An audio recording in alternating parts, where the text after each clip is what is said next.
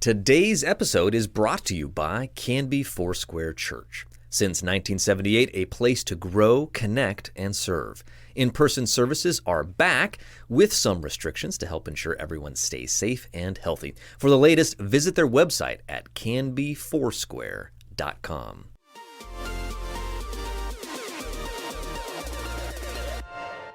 Welcome to Now Hear This Canby, your source for news. The threat of a possible teacher strike was avoided this week. There's a new, irresistibly cute creature winning over fans, and its name is Scootaloo. Sports. It's like Lucy in the football. You want to kick a field goal, if they take it away from you. We had to learn how to win. Goal can't be in the last second of the game! And interesting conversations. Because I'm one of the strongest girls ever, and I know that for a fact. I just really enjoy writing gossip as if I was a bear. With an old maid daughter that make the best moonshine in the coast. And if it would have hit me in the face, I think I would have died. I really do. I guarantee you would have died, man. Are you kidding me?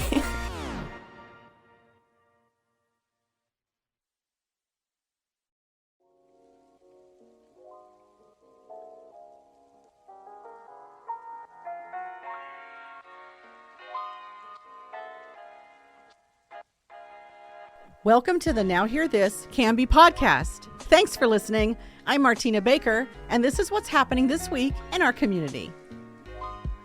A Canby resident and planning commission member has been selected to represent the community and surrounding areas in the Oregon legislature.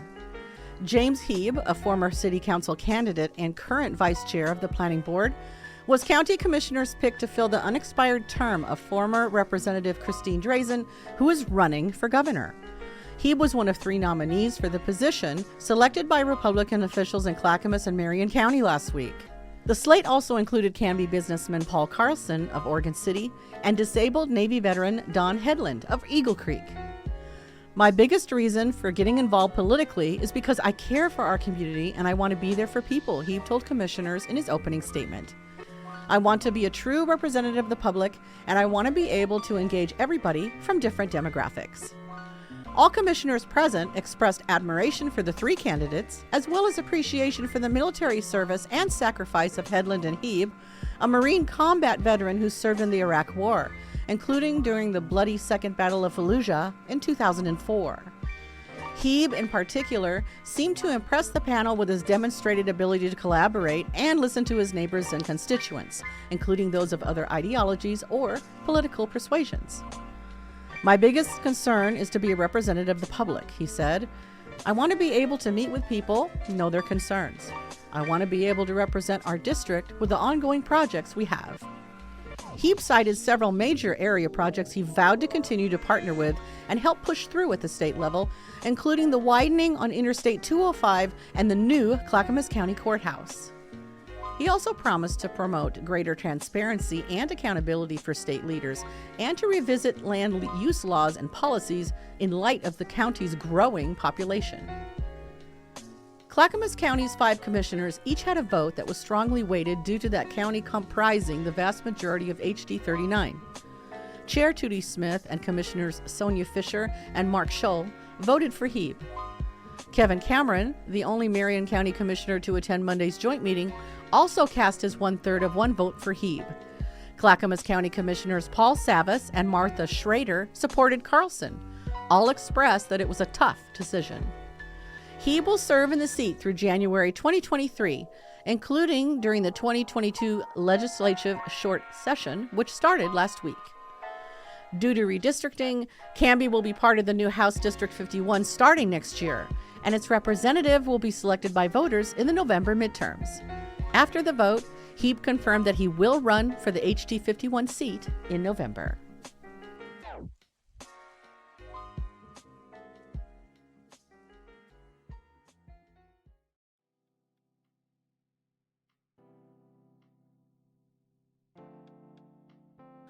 In a sudden turnaround, the Oregon Health Authority announced Monday it will lift the state's indoor mask requirements by the end of March for indoor places, including schools.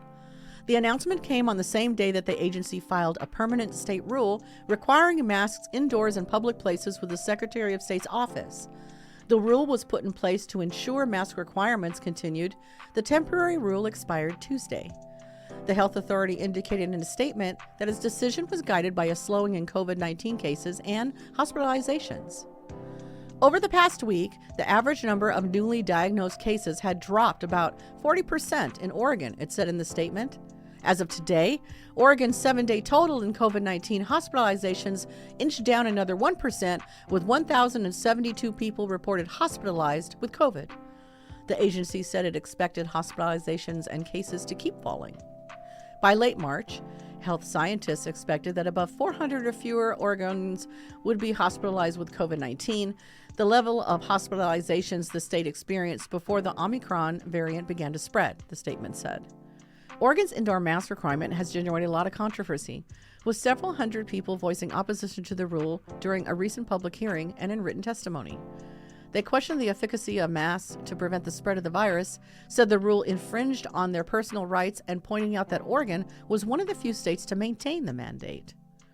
State officials and OHSU, however, said the mandate has saved lives in Oregon. The state has the third lowest case rate in the country and the seventh lowest death rate, the news release said. To keep rates low, it said people needed to continue masking up. The agency could lift the indoor requirement for the public sooner than March 31st, but it will keep that date for schools to give students time to get vaccinated, OHA officials said. The state health authority said the March 31st date provides 7 weeks to work with the education department on new guidance for schools. The date also gives district leaders time to discuss with their local school boards, teachers' unions, and employees whether to require masks independently of the state.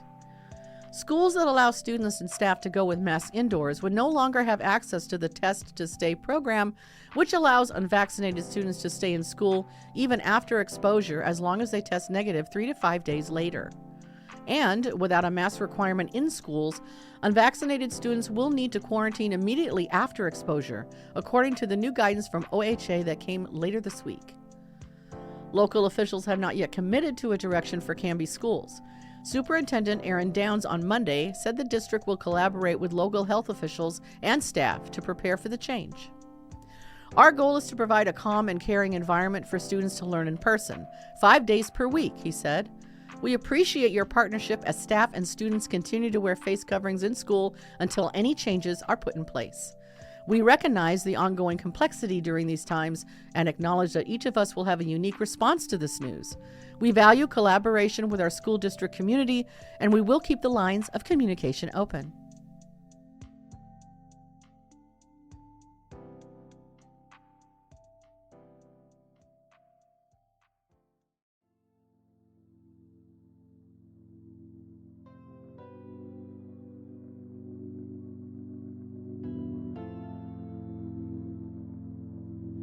Talk about raising the stakes. Canby's Revel Meat Company has received a $661,000 USDA grant, which the meat processor and wholesaler plans to use to create an expanded traceability program that lets ranchers trace their products back to a specific pasture and breeding pairs of animals. We are extremely excited to have won this generous grant, proving to not only us but to others the need and viability of a true traceability program, said James Serlin, co-founder of Revel Meat Company. We know that investing in such a program is of utmost importance to ensure a more transparent meat supply chain. The new program will allow producers to differentiate their products in the marketplace and reach new customers. Revel was able to attain the grant with the help of Steward, a social enterprise that supports the growth of regenerative farms and food producers across the United States. To implement the program, Revel said it would require training and technical assistance to a network of ranchers, more monitoring of animals using a radio frequency identification (RFID) ear tag system, and logistical support. It will also need enhanced promotion and rebranding of products that will help farmers market their products more effectively and efficiently to customers. Revel's processing plant, Mark's Meat, is certified organic by Oregon Tilth, Animal Welfare Approved, GAP4 certified, and implements systemic approaches to humane livestock handling in the Pacific Northwest.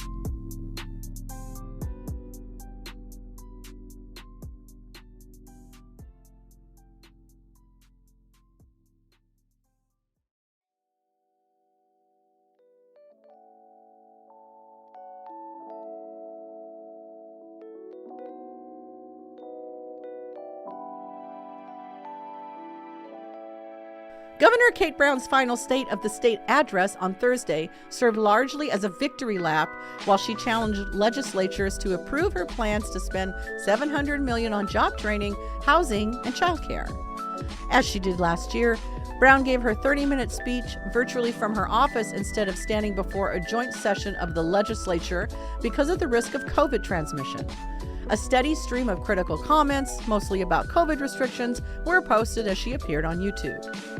In my last year as governor, I view every day, every moment as one more opportunity to focus on the big and bold work we still have to do, Brown said. For Brown, that work takes the form of her last big spending plans, a $200 million jobs package that legislatures are skeptical of, $100 million for child care subsidies, and $400 million to build more affordable housing. The state's economy is strong, she said, and her plan will keep it that way. Oregon legislatures will get a clearer picture when state economists release their latest forecast next week.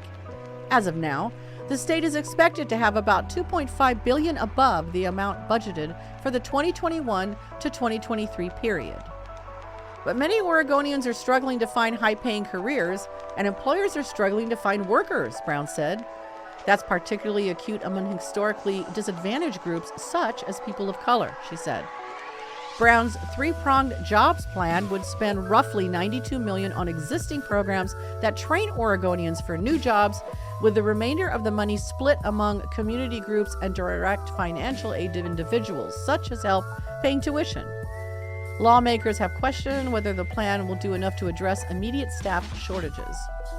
She also urged lawmakers to approve her $400 million plan to build more affordable houses.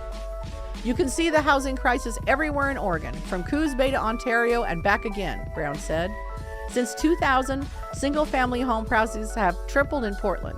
Rent in Portland has gone up 25% in the last 5 years alone. But this is not just a Portland issue.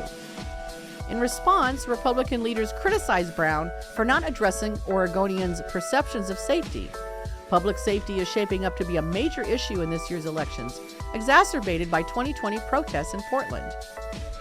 The governor's workforce package won't do anything for our economy if people don't feel safe to work or do business here, said Senator Tim Knopp, Republican of Bend, and the leader of the Senate GOP. Oregonians are desperate for real leadership and solutions on public safety.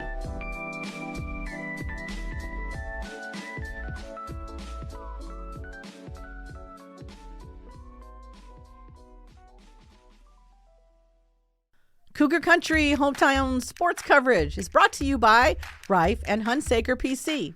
When you need an attorney, turn to the firm Canby has trusted for over 50 years. Call them today at 503-266-3456. For the latest sports news, follow us on Twitter at Cougar Country OR and Instagram at Cougar Country POD. As if hanging tough with the number 5 Westland Lions weren't proof enough that Canby wrestling is for real, their win over 21 other teams at the Bill Geister Invitational Tournament in Clackamas showed how good the Cougars can be. After blowing by most Three Rivers competition, Canby faced the league's best school in West Lynn, ranked number 5 in the state. All year, the Cougars have relied on their depth to wear down opposing teams, and against West Lynn, it was no different. Their match against Lions went down to the wire before the Lions ended up on top, 39-36. It was a close duel, and we had a couple of matches that we could have gone either way, Canby Wrestling head coach Jeremy Ensred told Now Hear This Canby. We know we are close with them, and we have more depth. While Canby would pin 5 wrestlers to Westland's 4, the Lions would squeak by thanks to 3 wins by majority decisions.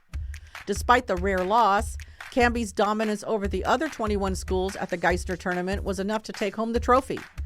The Cougars scored 218 points as opposed to Westland's 211.5 and pinned an otherworldly 33 other wrestlers over the course of the 2-day tourney. 11 different Cougars placed in the tournament, hosted by Clackamas High School, while 2 Cougars, Craig Williams and Tyler Hedberg, qualified for the finals. The Geister tournament demonstrated what we are capable of, Ensred said, and we will need to take that momentum into the league tournament. While the boys are otherwise engaged, Canby wrestler Lex Lee Lopez Zurdiaga will be competing for a state title of her own. The 170 class wrestler qualified for finishing 3-1 and nabbing 3rd place at the Special District Northwest tournament in Hillsborough over the weekend, defeating Sunset's Ariana Boyd by fall. She is the lone Cougar girl to qualify for state this year. The girls wrestling state tournament will be held at Culver High School on February 24th. We are very proud of Lexley qualifying for the state tournament, said Ensrud. We have lost several of girls due to injury or other reasons. We are hoping Lexley can be our first girls state placer.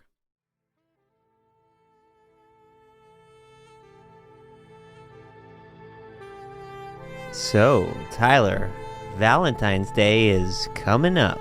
Oh, yeah. Got any big plans with the missus? Oh, you know it. That's what I thought. A little candlelight, nice dinner. Check and check. Romantic music, Yepers. champagne, and of course, books. Wait, what? Oh yeah, man. Ladies love books, and books are a great gift that show you value and appreciate everything about that special someone in your life, including their mind. Okay, I'm with you. One problem, though. What if I don't know what book she would like? Not to worry, my friend. The Book Nook on North Grant Street in downtown Canby has you covered with their Blind Date with a Book promotion. You just pick out the genre and they take care of the rest, sending you home with your choice of a new or used pre-wrapped hardcover or paperback gem that she or he or they are sure to love. That does sound pretty cool and romantic. Yep. Plus, the Book Nook has a fantastic selection of chocolate, candy, cards, and other gifts for all of your Valentine's needs. And that's not all. If you're in need of a special outing on Valentine's week, look no further than Trivia Night at Wayward Sandwiches Thursday, February 17th. They're partnering with the Book Nook for an evening of romantic literature-themed trivia. Awesome bookish prizes and lots of fun. For all things books and more, check out The Book Nook, 294 Northwest 2nd Avenue, or visit them on Facebook, Instagram, and at booknookcanby.com.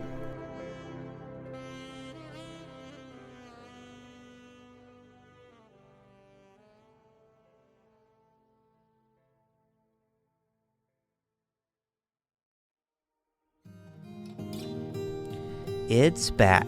Hosted by the Canby Rotary Club, Canby's inaugural Daddy-Daughter Dance was one of the first local events to be postponed due to the onset of the COVID-19 pandemic in March 2020. Now, 2 years later, the need for parents, kids, families, and the community to come together, reconnect, and have a little fun is greater than ever. Here's Canby Rotary President and event organizer Ray Keene. So the Daddy-Daughter Dance is really just coming online at, I think, a really important time for the relationships that are really core in our community. When you think about opportunities to come together with a father and a daughter to connect, or other meaningful relationships, we're really open to all coming. So, you know, when those relationships are kind of when they've been hammered the way that the last couple of years have, you know, really impacted all of our relationships, I think it's really an important time for dads and daughters to be able to get together and do something that's really special.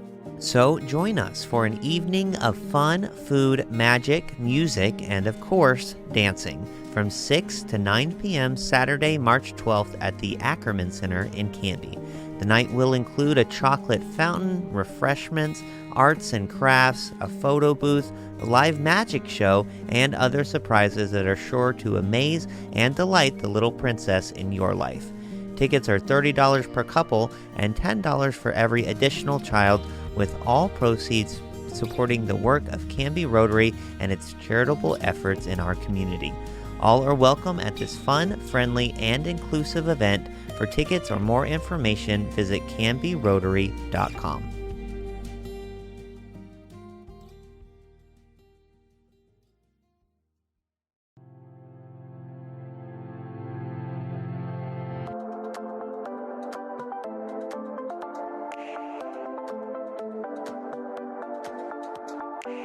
On the Canby Conversation today, we're delighted to welcome a new guest, Andrew Brown. He is an area director, film producer, writer, and just all kinds of other creative stuff. Hi, Andrew. Jack of all trades. How you doing? Absolutely. You're fresh off your latest project, which is called Family First. Yep. Yeah. Family Tell us First. a little bit about this latest one, and then we'll kind of talk Go more from about there? your career. Okay. Yeah. All right. I warn you. You got me here. So. Right. Yeah. How long do we have? How long do we have? Don't ask me what my favorite movies are, or they'll be like, no, I'm kidding. Yeah, right. Top 50. Okay, Family First. Yeah, that is that's my newest film. So that was inspired by family. I know that sounds like a no-brainer, but Well, I guess we should say first, you have your own production company, your own studio, yes, sir. right? Yeah. Confound Productions. Yeah. Yep. And this is one of their projects, one of your projects. Yep. Through that. Third feature. Third feature. So Family First. You just want to know where that idea came from? Or? Sure. Tell us a little bit about it. And I know you kind of produced it during the pandemic, which was probably the first one you had done through that. Well, no, second. Oh, second. Okay. So you had a little experience with that, but that changes, everything. We'll get into that in a second if you like. That's a moving target. Gotcha. Yeah. Family First. Okay, going in with a little experience now. Third feature. So... how do I say this in fewer words? With the pandemic, we'll use that, and politics and stuff going on around the world, everybody was going through a hard time. Everybody I know, I'm sure people you've known or know. Everybody that I know loved it. What's that? They just loved it. They were excited about it. Oh, the pandemic? Yeah. And politics and the elections and all Everyone's that. just really happy about the way things are going right now. I saw a lot of division with family, including my own. Yeah. And sure. Sisters hating brothers and brothers hating brothers and parents and just a complete divide. And it just got ugly. And I had a few friends that I kind of lost over this time period. And a lot of it's been reconciled now. But it inspired me to write a story about family. Yeah, to dive into that. Yeah. So this one is about 3 adopted brothers. That live by a code, and their code is family first. They put family before themselves, and that's the idea. And so one of the brothers, I play this brother, Keno Marshall, in the film, and he gets back from the military after being in 14 years, and they go out to celebrate, him and the brothers, the Marshall family. And before he leaves that bar that night, he gets a call saying that his daughter's been kidnapped and the other brother's wife is murdered, and it destroys the family. Basically, family is no longer first after this. Their lives fall apart. And my character is kind of pursuing the whole movie, not giving up, looking for his daughter. But in the meanwhile, he's got one brother who's caught up in gambling. The other one's caught up in other things. And so... Interesting. Okay, so it's a drama. It's an action drama. I've watched the trailer. I haven't seen the film yet, but I didn't necessarily get that. So there's a passage of time between when the kidnapping and things initially happen and then when the dad is kind of pursuing the rest of the story. Yeah, there's the big event, like a Taken. It is very vibe. Taken. It's a Taken vibe. Yeah. Hey, that's what sells the trailer. Thank you for not trying to do the Liam Neeson accent. Yeah. I will find you. No. Specific but yes, skills. You're right. It's totally that vibe, the Taken vibe. But it's got some slow parts to it. It's a drama. Yeah. It is interesting to see an independent film, an independent studio kind of take a straight action. You've got fight scenes. You've got stuff that maybe a lot of independent companies might be a little intimidated by or be afraid that it might be a little cheesy or whatnot. You guys, from what I saw from the trailer, again, seems like you had some really cool choreography, fight choreography and everything. I appreciate you opening that door. Yeah. So we're trying to break a mold. We'll get into that in a minute. But the martial arts aspect, I grew up as an artsy guy, I guess. Military yourself? Nope. Okay. I got family. Yeah. In every branch, pretty much. You've got the look, but that's from the film. A little shaved head. You've got the hairstyle going. But I started martial arts when I was 12. Okay. And I took a karate. I got a black belt in that. And then I got into what's called Xiao Sudo Kung Fu, and it's a mix of 5 different martial arts. And then I got into Wing Chun, JKD, and Kali, and sticks and knives. And let me know if that's peaking or anything. Yeah, no, you're great. But so I've had that background, and I kind of pursued that avenue most of my life. I still do it. And so when I got into writing, I wanted to write what I know, and martial arts just kind of fit into that nicely. So yeah, that's cool. And so that's that authenticity. Yeah. Very cool. Because a lot of independent projects tend to be just a lot of dialogue, right? Like they. You don't see them try to do too many flips or face punches. No, not if you're sane. Right. But that's kind of the idea how that story stemmed about. Yeah. Interesting. So, I mean, I'd love to hear a little bit more about kind of the writing of it, because that is interesting to me that it did emerge out of this this kind of feeling of people being divided, even experiencing that in your own life, and exploring that a little bit. And did this process help you find clarity as far as that goes a little bit, or? Well, I try to impact others. Sure. Like I said, I had made reconciliation with some of the friends that I've had some issues with, but that's a good question. Do my own films help me? Yeah. I don't know.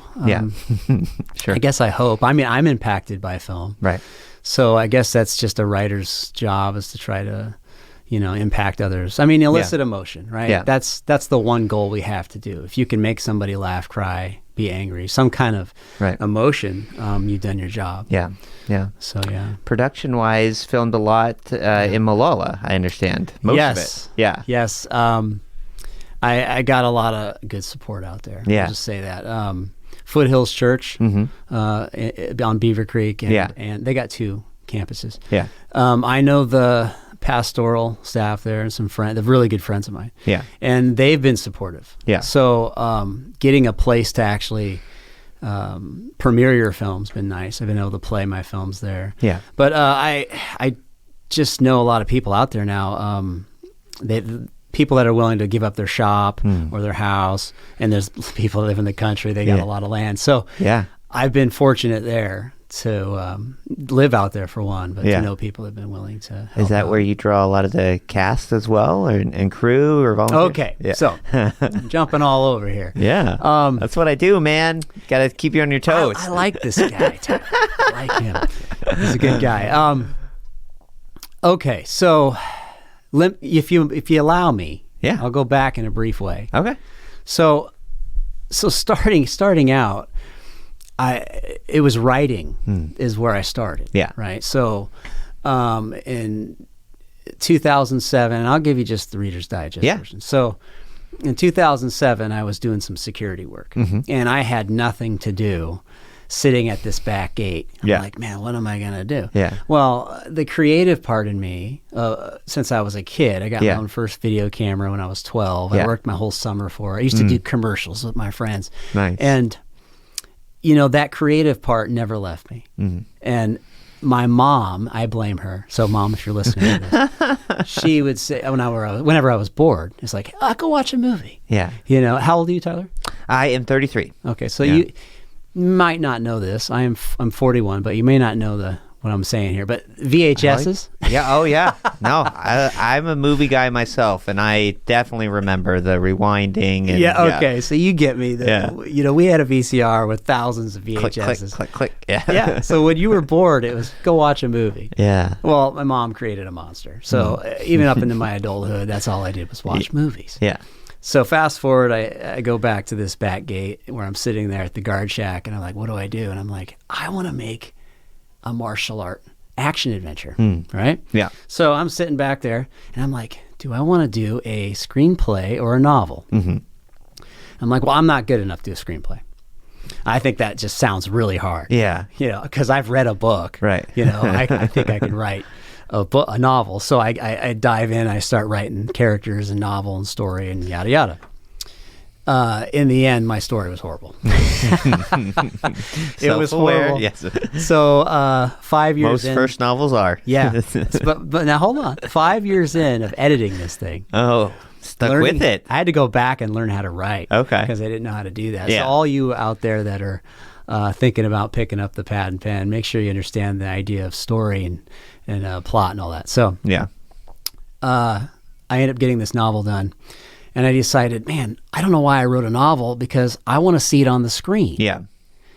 I like movies. Yeah. So I thought, well, wonder if I can convert my novel into a screenplay. Mm-hmm. Mistake number 2. I tried that, and it was horrible. Yeah. I don't know. There's a lot of these movies today, Hunger Games, Lord of the Rings, and everybody always says they're never as good as the books. Right. There's a reason for that. Yeah. You can't pile 600-page book and crunch it to 100 and something pages. Yeah. You know. So I decided to start from scratch, and I wrote a screenplay. And it was called In Debt Deep, and it's just about a female MMA fighter who has to fight underground for her niece, right, to pay off a debt. Simple story. Yeah. And I wrote this, and I saw a screenplay contest, and I chucked it in there on the last day of the entry, and I took 4th place. Wow. Out of 1,600 people. Yeah. And I thought, man, okay, That's let's try amazing. this again. Yeah. So I threw it in the Nashville Film Festival, and I took 2nd place. Wow. And I thought, okay, what I had found was I spent all this time learning how to do novel writing. Yeah. That in a novel writing, you got to be descriptive, and you got to be. I mean, it's you got to understand how the characters are thinking. Yeah, that's like the big thing. Yeah. Yeah. There's a lot to it, right? Mm-hmm. When you go to screenwriting, you have to be straight to the point. Right. Less words. And I thought, man, I'm cheating. Right. This is my wheelhouse, you know. Now, to start there, I end up optioning that script, by the way. And so that's where it started. And I had talked to production companies and Millennium Films is a big one. But nothing was going anywhere. And I thought, I am tired of my stuff sitting on a shelf. Yeah. So that's where I picked up the camera and started doing things. Well, it's a long way to your answer, Interesting. Tyler. Yeah.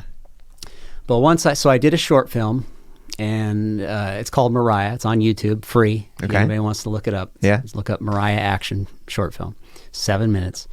I threw it in the Neo Noir Film Festival, and it got an honorable mention award. And I was like, this is cool. Yeah. What else can I do? Right. Yeah. So I gonna go to feature started link. reading and started studying and started getting books and what's the editing? What's the sound? What's this microphone? Yeah.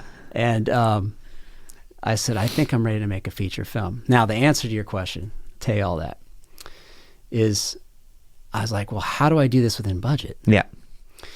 I thought, well, I'm going to have to write around friends that I know that's willing to act. Now, everybody says, yeah, I know that. I've done that too. Yeah. But I was willing, because I had the writer's background. I thought, well, I can tell a story. Yeah. I'm going in with an advantage, I think. In my mind, I'm thinking, I'm going in with an advantage. I got the writing aspect. I got awards. Yeah. I think I got this, you know? And so I was able to write around locations I had access to, and then write around my friends' personalities. Yeah. I didn't change that. If you couldn't cry, if you couldn't get angry, I wouldn't do it. Right. And so over 21 days in the summer, I shot my first film, Confound. And, you know, it's low budget. When you watch it, you can tell. My daughter is the lead in the film, and she was 12 at the time. But she got nominated for Best Actress in the International Christian Film Festival, and we couldn't go. Yeah. We couldn't go because COVID hit. I mean, literally hit. We were like, plane tickets purchased the next day. Yeah. And I'm like, no, now how do I get my money back? Oh, that old headache. Yeah, I remember that. So I could go on, but well, it'll lead me up to my next film, but I'll let you ask the questions. Well, I'm curious because you mentioned Foothills. You know, you kind of alluded to it, I think, in some of your other, descriptions and telling us about your journey. But obviously, you do and have specialized in a lot of action stories, martial arts being a big part of it. But I get the sense, and from the trailer as well, and from other descriptions of the project, that your faith is a big part of it as well. How does that factor in? How do you marry those in a way that's not cheesy, right? Yeah, no, great question. Man, I am a man of faith. I'm a Christian, and when you look at Christian movies, the first thing you think of is cheesy. Yeah. You know what I mean? You probably hear some other guys say this, so I don't want to steal anything they say, but Alex Kendrick does these great movies like Facing the Giants, Fireproof. You probably heard of a lot of them. Yeah. Courageous. They're great movies, and he kind of did something that brought attention to Hollywood, like, hey, we can make movies that are low budget and don't have stars in it. Yeah. Well, I'm a huge fan of Kendrick Brothers. In fact, I did steal his model. Yeah. I was like, well, he's doing it. Yeah. Maybe I could do that. Yeah. But you don't see a whole lot of action movies. Yeah. In that genre, in the faith-based area. Yeah.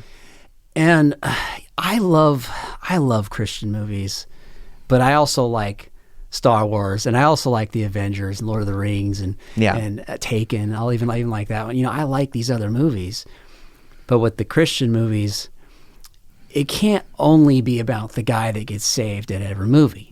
I'm like, there's a whole other world of people out there that like other kinds of movies and have a great message. Yeah. And so my goal was how can I get action into my films, like martial arts or a guy with a gun or whatever? I have that wheelhouse, so I'm using that. How can I get that in there without having kind of the sexual content, the excess gore, or the profanity? Yeah. I want to have something that my kids can watch. Yeah. And I understand there's some good movies with some bad words and stuff. I'm not knocking any of that. I'm just saying there's a hole there in the market. And so that's kind of my goal, is to make some action movies, particular in the faith area, but it doesn't have to be. It just needs to be some clean ones out there, other than scrolling through Netflix going, they're all rated R, right. Right. So anyways, I hope that answers. So it's not necessarily, or am I wrong, but it's not necessarily like there's a really, kind of blatant Christian message. It's just sort of we're going for a certain higher level. We're kind of raising the genre a little bit. Yeah. Is that? Yeah, I do have to say, this doing family first, I've taken some heat a little bit. Okay. It does have actually a gospel message. Okay. It's just not in your face. Yeah. The father, played by Brian Eberly, who's a friend of mine, who's also a pastor at Foothills. Yeah. He plays a pastor in the film. Uh-huh. And he displays this gospel message beautifully in this scene, and it's powerful. Right. But no, it's not. It's not like all the bad guys are atheists. No, right. And everybody's all, it's all godly family. Yeah. No, this family's a mess. It brings for realism. Yeah. Yeah. You punch him with a cross ring or something, and he crumbles. I just mean on these characters. You know what I mean? Yeah. It brings for realism. Yeah. To have, because I taken some heat when I'm a part of a lot of the faith-based groups for not being Christian enough, or not being blatant enough about it, or maybe. Yeah. Gosh, I hate to just sound like I'm blasting my friends, but I'm not. If you're listening, guys, I love you. They all get me, by the way. Yeah. They understand. But I put the trailer out there when it first came out, and oh man, I had the best positive feedback on the trailer that I had versus the other two, that I did. But I would get one or two that would private me or something and say, oh yeah, but does it have a good message in there? And I'm like, yes, it does. And I'm like, okay, well, I don't know. I saw the beer bottles and I saw that alcohol and the gambling. And I'm like, yes, there is that. And there's some violence. I'm like, okay, look. And I got this from distributors too. Yeah. Christian distributors. Sure. When I'm trying to get it out there, they watch the trailer and they say, this looks really violent. Well, I don't know. And I'm like, well, can you watch The Karate Kid? Yeah, well, it's no more violent than The Karate Kid. Yeah. Daniel's getting kicked in the face at the end of the movie. Right. So, Karate Kid did all right, I think. I think it did pretty good. I think it was pretty successful. I think a lot of families were happy. Ninja Turtles was another one. Yeah, there you go. But yeah, no, I don't mean to kind of pound that home, but I'm taking a big hit for trying to do something different. Yeah. But I'm not the only one. There's actually some other Christian or faith-based artists out there that are actually doing some things. Yeah. Even David Arrow White for Pureflix has done Revelation Road, Backman, and a few other movies. So yeah. Anyways, yeah. No, I like it. I think that to me it kind of speaks a little bit to what you were talking more about earlier, but as far as your artistic process, I think that you really, and you learn to do that, to be more subtle about your message as well, that it really is important, I think, to you hear this a lot, but like to show and not tell, right? And I think you need to do that with some of your larger messages as well, because if you're just on page 1, it's like here's what I'm trying to tell you, and just hammering somebody over the head with it. Nobody enjoys that. There's real stories in life. Yeah. You just said something that rang a bell, but like, what was I going to say? I was going to say like I use that as an example, like getting saved. I'm all about that. Like becoming a Christian. It's like, that's not always what the story's about. Yeah. You know what I mean? Yeah. Take a movie like The Rookie. Mm-hmm. Dennis Quaid, year 2000, Disney movie. It's one of my favorites. I love the writer of that film, Mike Rich. He's a Portlander, by the way. Oh, cool. He's a local guy. He's done a lot of big Disney movies. And but you take that movie, it's a great story. Yeah. Here's a guy, washed up, 35 years old, 3 or 4 surgeries, comes back, major league pitcher. Yeah. Great story. Yeah. There's no gospel message in there. Yeah. We need to be able to tell good stories, So I definitely want to bring faith to my movies, but sometimes you just want to tell a good story, and the main part of that story isn't about somebody getting saved. Yeah. Yeah. So I wish there wasn't such a divide in that area. Even not to get too religious on this podcast, but you even go back to Jesus, central figure of Christianity. He was a storyteller, he loved to tell parables, and it wasn't, they were deep, deeply metaphorical, and always couched and kind of encompassed in these everyday, things, meeting people where they're at, things that people would instantly recognize. And, I feel like that's an important element to storytelling, and maybe something to bring up if you do have friends being like, why is there beer? It's like, well, people drink beer. That's part of life for a lot of people, and that's something that can maybe make a story, make a connection with someone, or make a story more real. So very cool. Yeah. Well, it has been really awesome hearing about all this, hearing more about your process. I'd love to hear. I understand you've got some news. The movie has been picked up for at least one festival, I think. Oh, yes. Thank you. Yeah, the Arizona Faith and Family Film Festival was just accepted in there. Nice. And they know about the beer. They're cool. Yeah, they're okay with beers. Yeah, I appreciate that. Yeah, thank you. Yeah. Okay. Today I'll know if we win an award or not, but awesome. Okay, that's always a long shot, so I won't put my very cool. Where can people check it out? It's on Amazon. Yep. So Family First is available on Amazon, and it's available on Christian Cinema. There's 2 different streaming platforms. Cool. Yeah. You have a Facebook page, other ways that people can connect with you? I do. It's the best way to connect with me, actually. Confound Productions. Okay. So you can find me on Facebook and find me on YouTube. Awesome. I do need some more subscribers. Yeah, just getting started on that one a little early. Very cool. Well, maybe your next project you could do like a local podcaster. I feel like I could be action star. You want to be a movie? I feel like I could. Okay, as long as I get to hit somebody. You guys all heard that. I might be able to get Tyler. Andrew Brown, thanks so much for taking time out to talk to us, man. I appreciate it.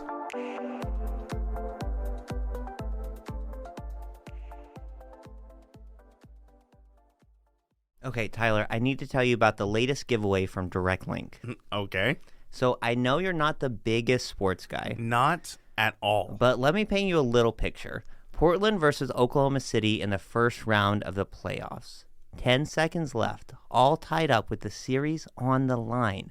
Damian Lillard is at half court. Paul George in his face. Dame, cool as ice, lets the clock drain down to nothing, then launches this ridiculous bomb from the logo. Nothing but net. And the crowd goes insane. Here, check this out. Lillard, long range 3, and it's good! At the buzzer! Damian Lillard! Okay, I gotta admit, that's pretty cool. Can you imagine being there? I know, right? Well, thanks to our friends at DirectLink, Canby's local reliable internet provider, you can. I can? Yes! Well, no, actually, you can't. But one of our listeners can. Oh, well, okay. That's because we're giving away 2 100-level tickets to the Blazers versus San Antonio on March 23rd. Wait, I don't even know what that is, but that sounds so cool. Level 100 seats? That's right. Only a dozen rows back from the court. This ticket giveaway is exclusively for our podcast listeners and readers, and you can enter to win right now at directlink.coop/canbycurrent. The giveaway will end on March 2nd, and the winner will be randomly chosen that day. Okay, but I do have one serious question. Okay. Can I seriously not enter to win these tickets? Okay, well, Tyler, all the rules are on the website. Just visit directlink.coop/canbycurrent, and good luck, everybody. Damian Lillard for 50 points. Good night. Are you a healthcare hero? Do you want to become one? Are you looking for a position where you are valued, your time is your own, and you have ample opportunity for growth? Marquee Companies at Hope Village in Canby, Oregon offers all of that and more. They are currently hiring nurses, caregivers, CNAs, and enrolling students in their free CNA course. From competitive wages and up to $25,000 tuition reimbursement to flexible schedules and the opportunity to make a positive impact on someone's life, Marquee at Hope Village is the right place for you. Take your career to the next level and apply now to become a valued team member at Marquee at Hope Village in Canby. To learn more or apply today, text CURRENT, that's CURRENT, to 888-906-3432.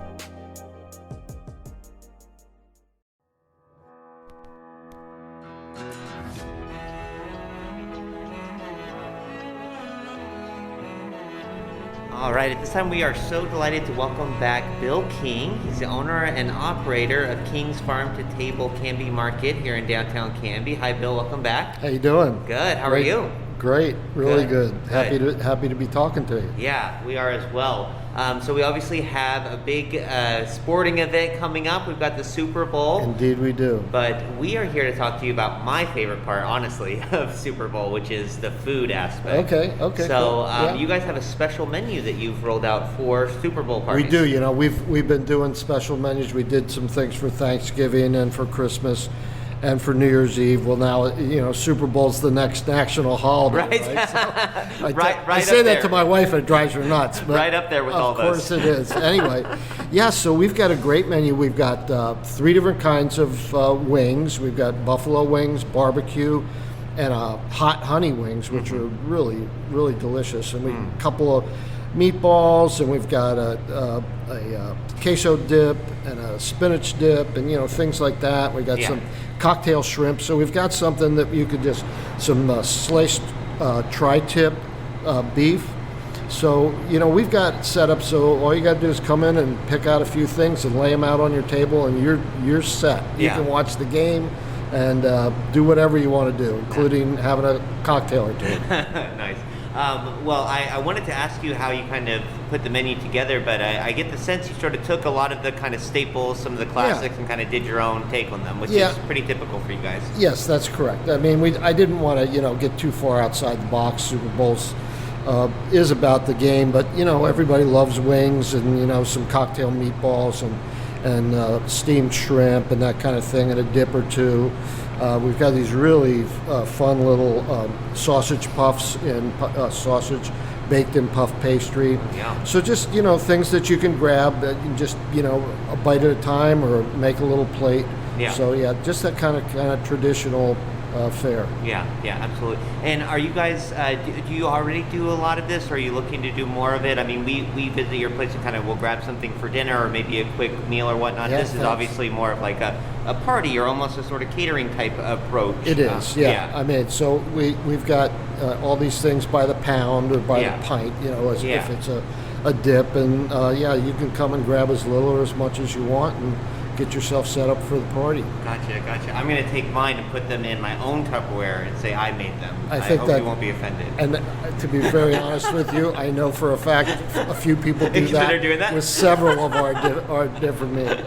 Our lasagna seems to be something that people love to take credit for, which is just fine with us. Yeah, happy to do it. What is the schedule for this? Is it available now, or no? We're gonna have it. We're gonna have it available Friday, Saturday, and Sunday. So just for the weekend, so you can get it all, be fresh and ready to go, and just like I said, just pop it in the oven or you microwave it, or some of the stuff's cold and you're on the table, and again, you're just enjoying the rest of the day. Good to go. Awesome. What else is going on here? What do you got coming up after? Well, we're thinking about doing an Italian theme for a couple of weeks. Okay. And I think that might be early March. Okay. But my mother was from Slovenia, which is as close to being Italian as you can be without being Italian. Gotcha. So I grew up on Italian, and I love it. It's probably one of my favorite cuisines to work with. So, and it's popular, and there's all kinds of things we can do. So I think we might fill the deli case with some Italian things for a couple of weeks and just have some fun with it. That sounds great. And then, of course, spring's not too far away, and we're going to start seeing local produce, and so we'll start filling produce. The first things that'll come in are the tree fruits from Hood River. We'll have cherries, and then nectarines, peaches, apricots, and then following that, we'll be down here, and we get our berries from just down the road at Barlow Berries. And corn will be happening now. We get that from Martinez Family Farm right here on Lone Elder Road. So we'll have a lot of fresh local produce as soon as the weather starts making it available to us. Awesome. Got St. Patty's coming up in March. Is that a region you ever? I'm sure we'll do something. I recognize that it's coming, and we'll figure something out. We'll maybe do some traditional things there, or maybe have some fun with some party food again. Yeah. So we'll do something. Yeah, that'll be fun. Yeah. Awesome. All right, Bill, the last question I got to ask you, who do you got? Bills or Bengals, Rams? Oh, man, I got to flip a coin on this one. I honestly think it could go either way. It seems like a lot of people like the Bengals to pull maybe a little bit of an upset, but they're outstanding. Both teams have great defense. Rams' defense is really serious, but the Bengals have really started to roll on offense. So right. I got to flip a coin. If I got to pick, my brother-in-law is a diehard Rams fan, so I'll take the Rams. Okay, so you take the Bengals, just me. Yeah, right. Oh, that's right. That's what I meant to say. Yeah. That's all right. Well, Bill, thanks so much. Enjoy the game, and thanks for taking time out. Yeah, thanks, man. I really enjoyed it.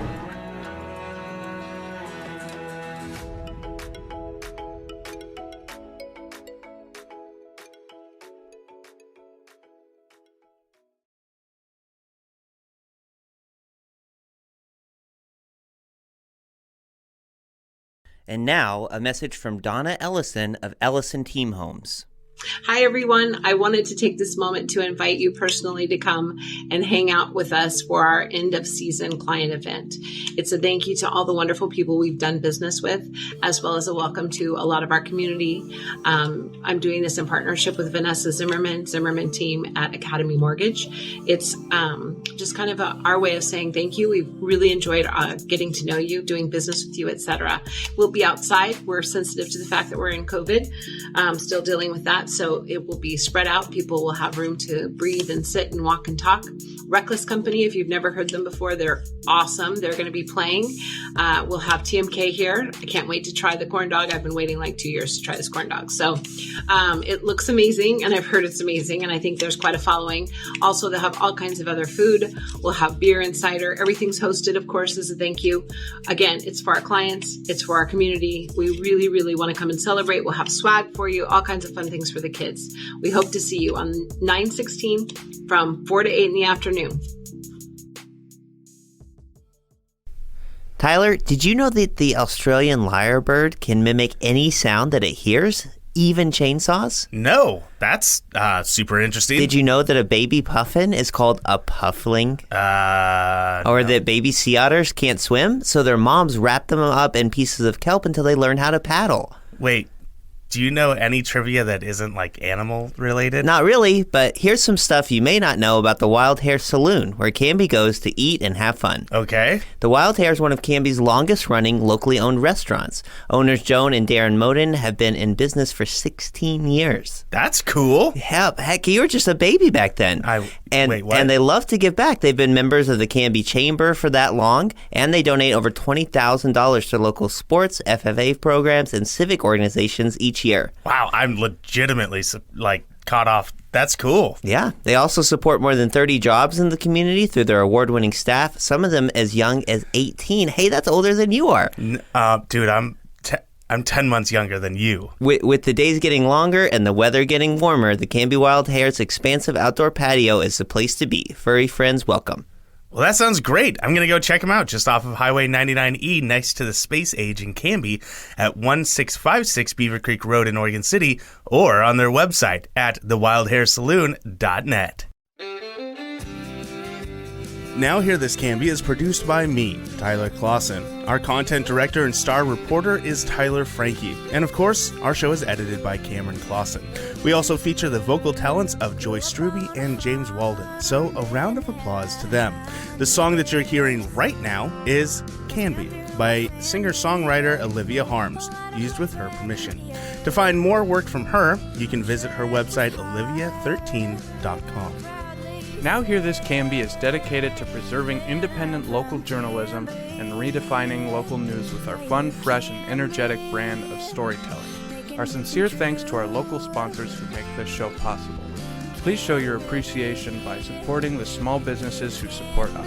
The production of Now Hear This Studios, Canby's locally owned full-service audio, video, and media production company.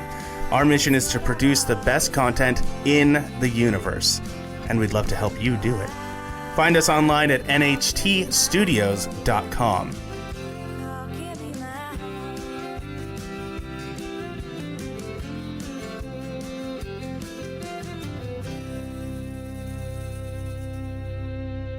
I will take a motion to adjourn. I just moved it. I didn't even ask for it, though.